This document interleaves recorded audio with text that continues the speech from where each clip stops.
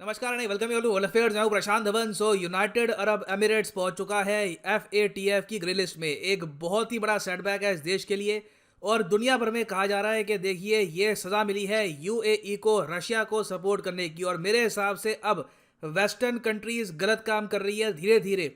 ये एक ऐसे मोड पे जा रही है जहां पर दुनिया लिटरली बढ़ जाएगी। इस वीडियो के मैं आपको एंड में बताऊंगा कि किस तरीके से रशिया को भी एफएटीएफ की मेंबरशिप से बाहर फेंकने की प्लानिंग की जा रही है, जो एक मेरे हिसाब से अगेन बहुत बड़ा ब्लंडर होगा।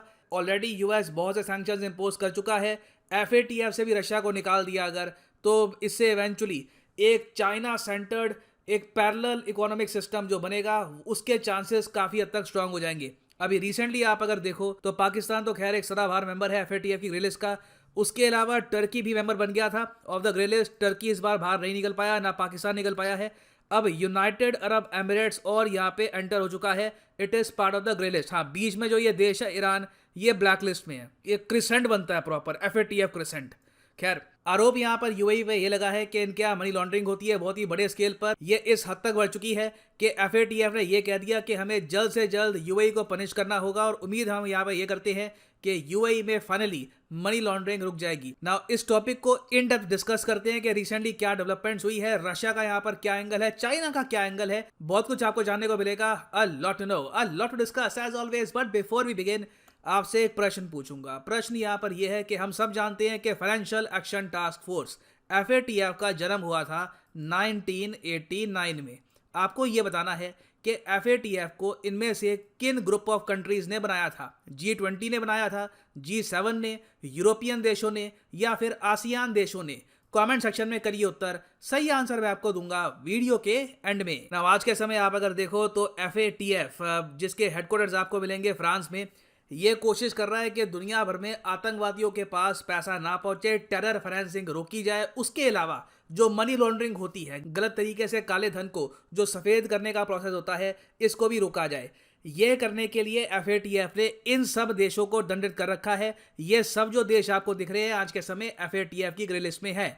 जैसे कि यहाँ पे आप देख पाएंगे जॉर्डन हो गया, यहाँ पर जमेका है, उसके अलावा अल्बेनिया आपको मिल जाएगा, म्यांमार यहाँ पे आपको मिल जाएगा, पाकिस्तान ऑफ कोर्स है ही, फिलीपींस भी यहाँ पर एफएटीएफ की ग्रे लिस्ट में है। इसका मेन रीज़न ये है कि रॉबर्टो दुतर्ते के अंडर बहुत ही ज़्यादा बड़े स्केल पर बताया जाता है कि मनी लॉन्ड्रिंग हुई है फिलीपींस में, तो वो इशू अभी भी वहाँ पे बना हुआ है। उसके अलावा आप अगर देखो तो south Sudan, Syria, Turkey, Uganda और अब लेटेस्ट एंट्रेंट यहाँ पे आपको दिख रहा होगा यूनाइटेड अरब एमिरेट्स। यूएई बहुत अजीब लगता है ऐसी लिस्ट में शामिल होता हुआ। और यूएई ने अपनी तरफ से यहाँ पर कहा है कि बिल्कुल हमारे देश में जो भी कमियां हैं, मनी लॉन्ड्रिंग के जो भी यहाँ पर इश्यूज हैं, हम इनको सॉल्व करेंगे। और एक इन्होंने स्टेप इसके लिए उठाया भी है। फॉर एग्जाम्पल, यूएई ने पहली बार इतिहास में सरकारी टैक्स इंपोज करना स्टार्ट कर दिया है, सेंट्रल टैक्स इंपोज करना स्टार्ट कर दिया। नहीं तो इससे पहले क्या होता था कि आपको अगर मान लो यूएई में कंपनी ओपन करनी है तो बिना टैक्स पे किए भी आप एक कंपनी ओपन कर सकते थे।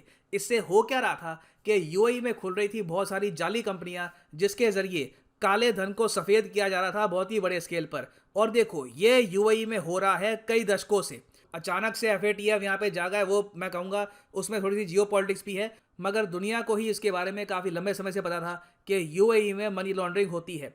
अब देखिए जिस तरीके से वोटिंग करके एफएटीएफ में वोटिंग करके यूएई को पहुंचा दिया गया है ग्रे लिस्ट में, इसमें दुनिया भर में क्वेश्चन ये उठ रहा है कि क्या ये रशिया को सपोर्ट करने की पनिशमेंट है। क्योंकि चाहे पाकिस्तानी जर्नलिस्ट हो या इंडियन जर्नलिस्ट, हर जगह क्वेश्चन यहाँ पर लोग यही उठा रहे हैं कि देखिए ट्रेंड चला है, ठीक है। यूएई ने पहले यूनाइटेड नेशन सिक्योरिटी काउंसिल में इंडिया और चाइना के साथ रशिया की आलोचना करने से मना कर दिया। ना इंडिया और चाइना बड़े देश हैं, एक बार को वो झेल लेंगे ऐसा प्रेशर। यूएई छोटा देश है। यूएसए ने यहाँ पर यूएई की जो इंडिपेंडेंट फॉरेन पॉलिसी है इसको बर्दाश्त नहीं किया। उसके अलावा भी आप अगर देखो रिसेंटली तो यूएई ने यूएसए का जो F-35 प्रोग्राम था इसकी डिस्कशंस को भी सस्पेंड कर दिया। फिर अभी बात ये भी चल रही है कि हो सकता है, इट इज पॉसिबल, कि यूएई चाइनीज फाइटर जेट्स भी परचेज करे। उसके अलावा एक बात यहाँ पर पाकिस्तानी जर्नलिस्ट ने नहीं लिखी, वो ये है कि यूएई ने रिसेंटली चाइना को भी विजिट किया था बीजिंग विंटर ओलंपिक्स के दौरान। यहाँ पे आप देख पाओगे इस तरीके से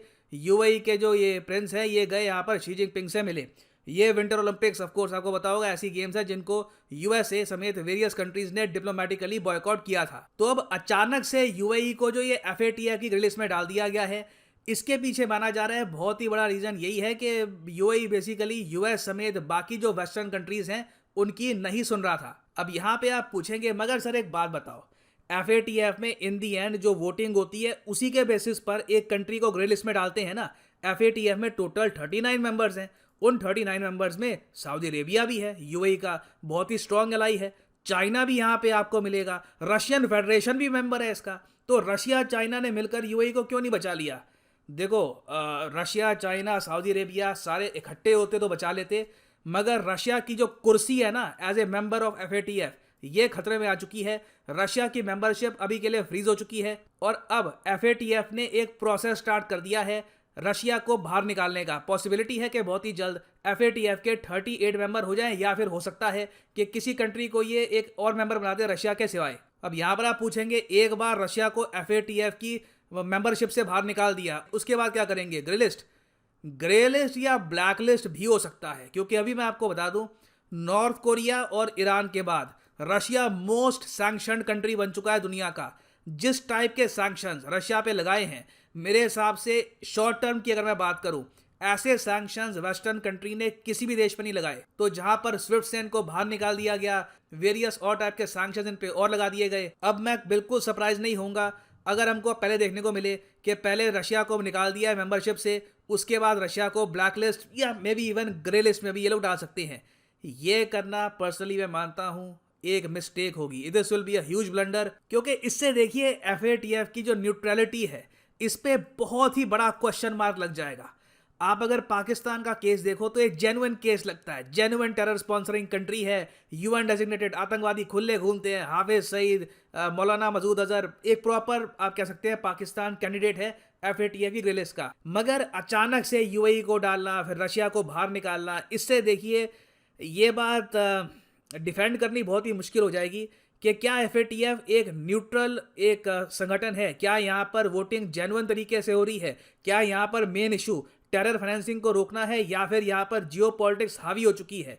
तो ये तो मैं कहूँगा अगर रशिया को ये लोग निकाल देते हैं तो पाकिस्तान जैसे जो देश है जो बहुत ही लंबे समय से ये आरोप लगा रहे हैं एफएटीएफ पे कि एफएटीएफ को पॉलिटिसाइज कर दिया जा चुका है, उनकी बात को और ज़रा बल मिलेगा। और कोई बड़ी बात नहीं है कि रशिया जो एक अपना एक अलग से चाइना के साथ एक फाइनेंशियल सिस्टम बनाएगा, उसमें कई कंट्रीज यहाँ पे ऐड हो जाएं, जहाँ पे टर्की भी होगा, पाकिस्तान भी होगा। इससे ऑलमोस्ट यूएस खुद ही अपने अगेंस्ट एक ब्लॉक क्रिएट कर रहा है। हालांकि इनके पास ज़रा पावर नहीं होगी, but why do this in the first place? Russia को एफएटीएफ से बाहर निकालकर यूक्रेन नहीं बचने वाला। ज़ेलेंस्की ने ओपनली कह दिया है कि यूक्रेन को बचाना है तो नेटो के सोल्जर्स भेजने होंगे, वो नेटो करने को तैयार नहीं है। मगर और तरफ से रशिया को बिल्कुल आइसोलेट कर दिया है इन्होंने दुनिया से। मैं आपको यही बता दूं रशिया के लिए फ्यूचर बहुत ही मुश्किल होगा। माइक्रोसॉफ्ट ने रिसेंटली ये कह दिया है कि रशिया में जो इनके सॉफ्टवेयर है उनको ये सपोर्ट नहीं देंगे, कोई अपडेट प्रोवाइड नहीं करेंगे। सैमसंग ने कह दिया है कि ये रशिया को अब मोबाइल फोन नहीं बेचेंगे। एप्पल ने कह दिया है कि अपने ऑपरेशंस ये बंद कर देंगे रशिया में।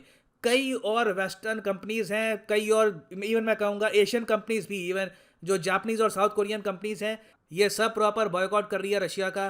तो this is bad overall. India के लिए भी ये ख़राब है, रशिया के लिए भी ख़राब है। मैं उम्मीद यहाँ पर यही करूँगा कि अंत में यहाँ पर सद्बुद्धि आए और रशिया को ये लोग एक्सपेल ना करें। ना वापस आते हैं एमसीक्यू की तरफ कि एफएटीएफ एक इंटर गवर्नमेंटल बॉडी है जिसको एस्टेब्लिश किया गया था 1989 में। किन कंट्रीज द्वारा? तो सही उत्तर इसका ऑप्शन ए G20 नहीं है, सही उत्तर यहाँ पे है ऑप्शन बी G7। जी हाँ, जो G7 कंट्रीज थी उस टाइम इन्होंने एस्टैब्लिश किया था फाइनेंशियल एक्शन टास्क फोर्स को, जिसका प्राइमरी काम है मनी लॉन्ड्रिंग को रोकना और टेरर फाइनेंसिंग को रोकना। और फाइनली यहाँ पर मैं ये भी ऐड कर दूँ कि लाइफ में अगर आप एक बार एक प्रॉपर अटेम्प्ट देना चाहते हैं यूपीएससी एग्जाम के लिए तो कमेंट सेक्शन में जाओ, पिन कमेंट में मिलेगा आपको ये लिंक, यूपीएससी वाले लिंक पे करो क्लिक और यहाँ पे आप परचेज कर पाएंगे ये यूनिक कॉम्बो पैकेज, जिसके अंदर आप प्रीलिम्स मेंस ऑप्शनल तीनों की ही तैयारी कर सकते हैं इन अ सिंगल परचेज। ये सारे कोर्सेज अनअकैडमी पे जाकर अलग अलग अपनी कार्ड पे डालोगे, फिर परचेज करोगे, यू विल हैव टू पे 10 to 15,000 रुपीज़ एक्स्ट्रा।